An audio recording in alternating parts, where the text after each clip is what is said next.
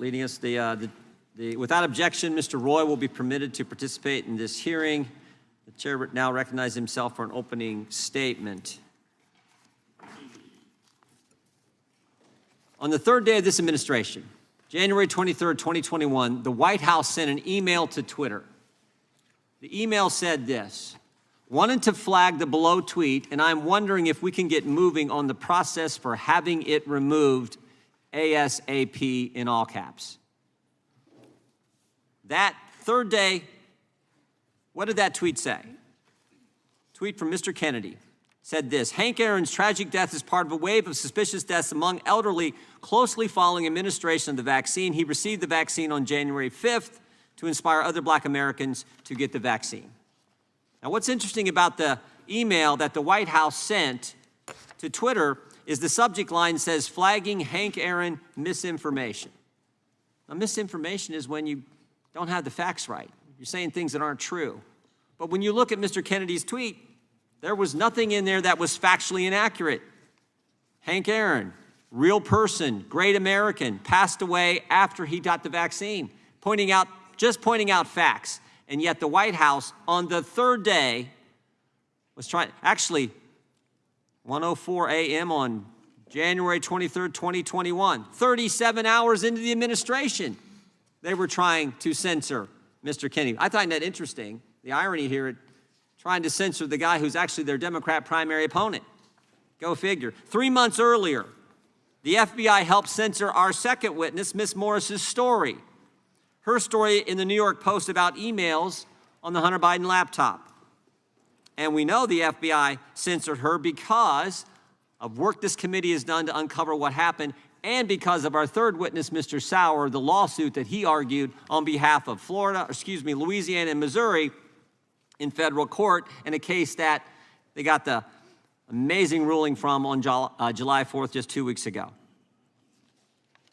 You go back to, in the course of that investigation, course of that lawsuit from Missouri and Louisiana, Yoel Roth, former head of site integrity at Twitter, in his sworn declarations, it's brought out in that lawsuit, in his sworn declaration in front of the Federal Elections Commission, he said this: during weekly meetings, federal law enforcement agencies communicated that they expected hack and leak operations before the 2020 presidential election, likely in October. These expectations were discussed throughout 2020. I also learned in these meetings that a hack and leak operation would involve Hunter Biden. Now think about it. Weekly meetings throughout 2020, hack and leak operation in October involving Hunter Biden. 5 key things they pointed out throughout that year. And guess what? It all happens. It happens just like they predicted. How did they know? How did they know it was going to happen like that?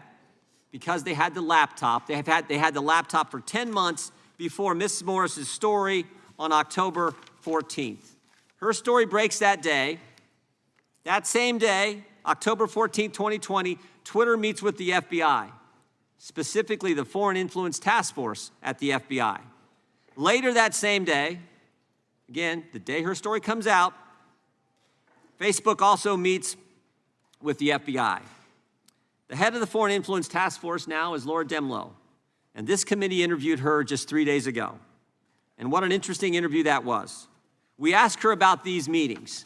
She stated in the first meeting, the FBI and Twitter, in that first meeting, she said, someone from Twitter asked, is the laptop real? They asked the fundamental question. That story had broke. It was big news.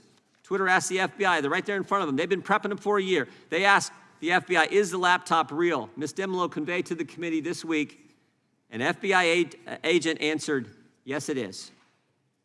Another FBI agent, a lawyer, very quickly followed up with no further comment.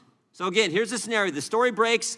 Twitter's meeting with FBI. Later that same day, someone from Twitter asks, is this story real? Is the laptop real? The FBI answers yes, and then quickly followed by, again, all this conveyed by Ms. Demlow, the FBI lawyer says no further comment. In the later meeting with Facebook, again that same day, the FBI was asked the same question, and this time, the FBI gets their story straight. Ms. Demlow is the only one who comments, and she says no comment. Obviously, by the second meeting, the FBI had coordinated, and she conveyed this in her deposition, that they had deliberated what they were going to respond when that question was asked. So think about this. After being repeatedly told a hack and leak Russian info operation is coming for a whole year, it arrives on October 14th in the form of Ms. Morris's story, an accurate story. Our government knows the laptop is real. They know it's not a Russian information op, and they know the story is true. But when directly asked, they say no comment. And of course, Ms. Morris's story is censored. Visibility filtered, the term that the tech companies use. No, you can't direct message, you can't send it. Keeping the American people from valuable information just days before the most important election we have, election for commander-in-chief, election for the presidency of the United States. That's why Ms. Morris is here today. She knows what it's like to be censored. It's why Louisiana and Missouri filed the case. It's why Mr. Sauer argued the case. And frankly, it's why Mr. Kennedy is running for president. It's to stop. Help us expose and stop what's going on. This alliance, big government pressuring private entities to censor Americans. I think in Ms. Morris's testimony, which I read this morning, big tech, big government working together, big media working all together to censor American speech. So we look forward to your testimony over the next few hours. But I will tell you this, just get ready. I think these guys, Ms. Morris, get ready. Last time we had a journalist sitting there, they were trying to get them to divulge their sources. So be ready, but I know you can handle it. We appreciate your willingness to come forward, and we appreciate your willingness to fight for the First Amendment. With that, I yield to the ranking member.